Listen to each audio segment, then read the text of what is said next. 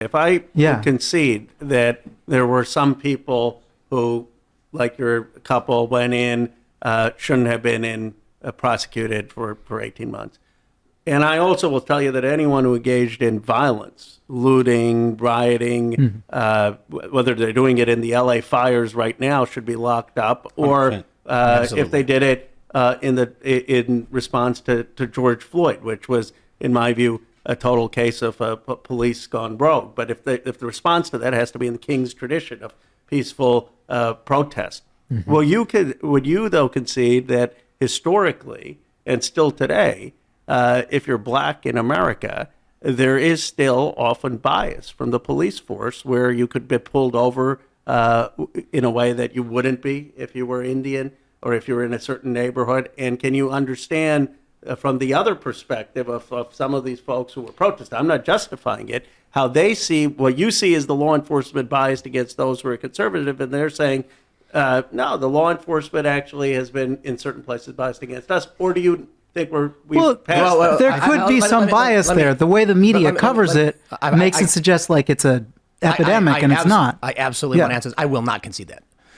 And the reason why is from a logic standpoint, it would be impossible for a person, or largely impossible for a person, to know what the experience of another race is. So we hear stories, and we are told that black people in this country experience bias at the hands of police officers. I actually believe some of these stories are probably true, but it's hard to quantify it literally or numerically. And so the issue I run into is from the south side of Chicago myself. I saw no difference between the Mexican, white, mixed, Asian, black people in my community when the cops were hassling us.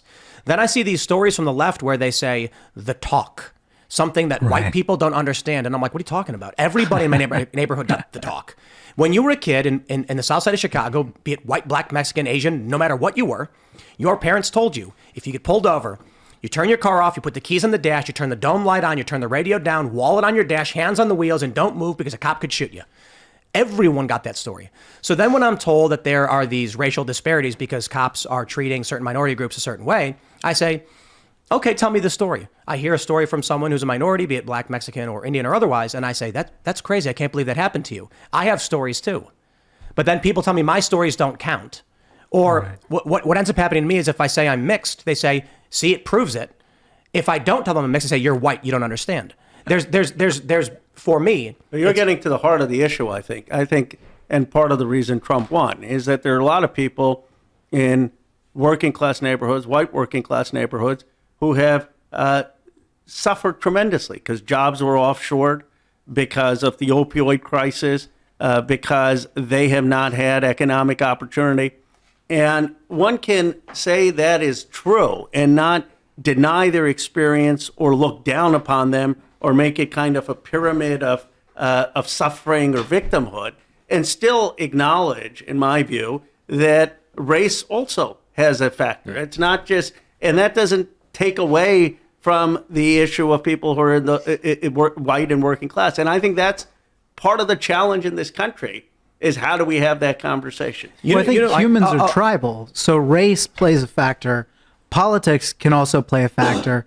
When you are perceiving someone who's different from yourself, and you haven't been trained, as I think many of us rightly were in this room, to judge someone based on the content of their character, not the color of their skin, it's very easy to see in the other something that you dislike, that you think they're singling you out, that they're being, I think that inherent distrust of tribalism is at the root of a lot of the perceptions of this supposedly widespread violence. We had a video from, do you guys know King Randall?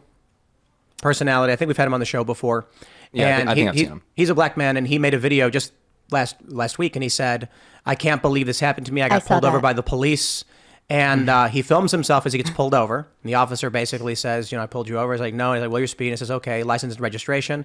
He hands him his ticket and says, just sign here. It's not an admission of guilt. It's just an acknowledgement of receipt. He signs it. And he says, slow down for me, buddy. He says, you got it. Thank you, sir. And that's it. End of story.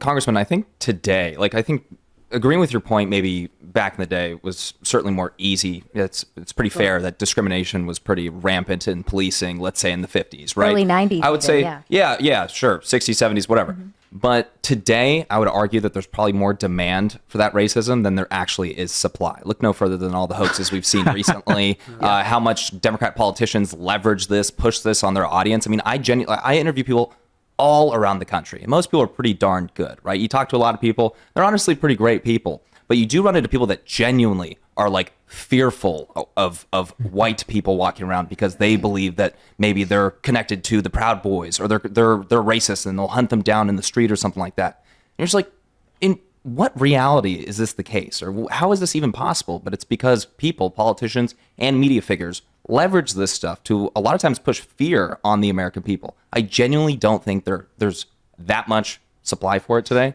as there is demand for it. Thanks for checking out this clip from Timcast IRL. Make sure to watch the show live Monday through Friday at 8 p.m. Subscribe to this channel, and we will see you all there.